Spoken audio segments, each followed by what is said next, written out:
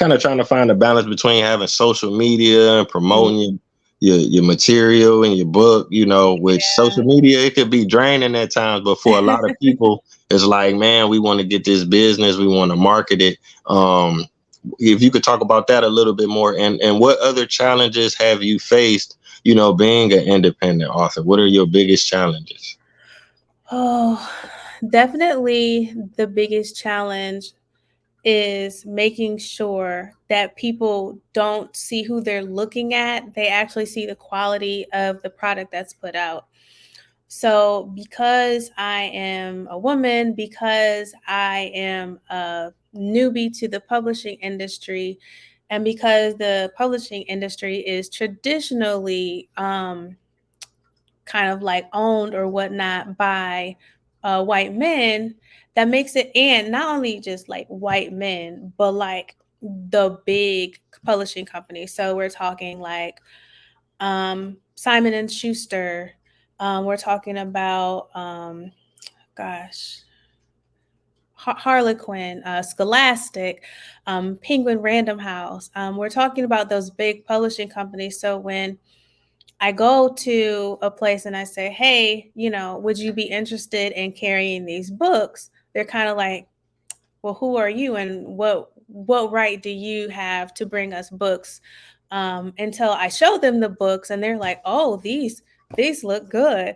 And so it's always a struggle in that sense. It's a struggle when just trying to cold call different libraries around, just saying, hey, I've got a collection, right in Vibe. It's a small but mighty woman owned business, and sometimes I'm like, well, should I say that it's woman owned? Because if I don't say it's woman owned, will they think that, what I'm saying, it's owned by a man and therefore it's better?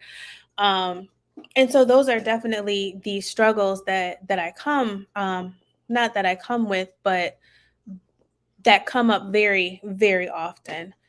Um, Another struggle is really, I would say, it's narrowing down and putting the story together completely, right? And so as authors, people tend to forget that authors are creative beings, right? They think that, oh no, you're a writer, but and so they keep us in a category that's outside of like the painters and the people that draw and the people that do music. But writing isn't art, just like all of those other types of art. And so writers, if you think of them as who they are, which are artists, right, you have to realize that sometimes our art is not accepted by everybody. And so to have our art be accepted more fully, we have to, in this form, usually work with somebody else, which is the publisher or at least an editor, um, to get our work. So that is like the story that we want to tell is the story that is actually read by the reader, right? Because sometimes there's like a disconnect. So it's like, well, I told the story. How did you not get what I was saying? And so it's like, oh, because you're an artist. So it's like the same thing. You go to an art museum and you see a picture. Sometimes people are looking at it like, I don't know. I'm just kind of like seeing like movement and lines and stuff. But then if the artist were to come along, they can tell you exactly what they were trying to represent. And then you're like, oh, I get it. But in a book, you don't really have that opportunity always because people want to get it when they read it, or else they're going to talk trash about you. Like they're going to put out like some bad reviews. They're going to tell their friends like your work should not even be like read. It's not worth it. Don't spend your money. And so very much so like our writers are very similar to people who put out music. So like the rappers and the singers, because we are loved and talked about in the same manner.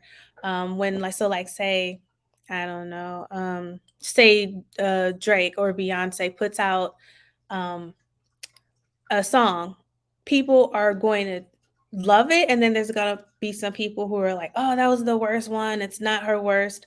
I mean, it's not her worst, but it's not her best. And so everybody has an opinion about writing books and about like music as well. But I feel like the only difference is that musicians are looked at as artists, whereas writers that are just looked at as somebody who wrote a book, versus like an art. I don't know, I hope that makes sense.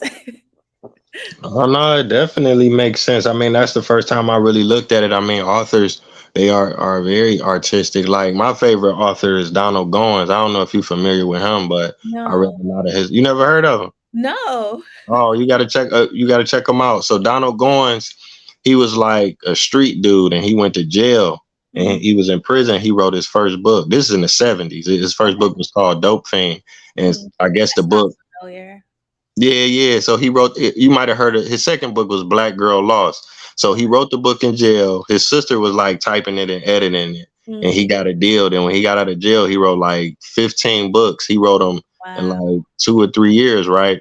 So they was real good books. And then he died. He got killed. He got Mm. murdered.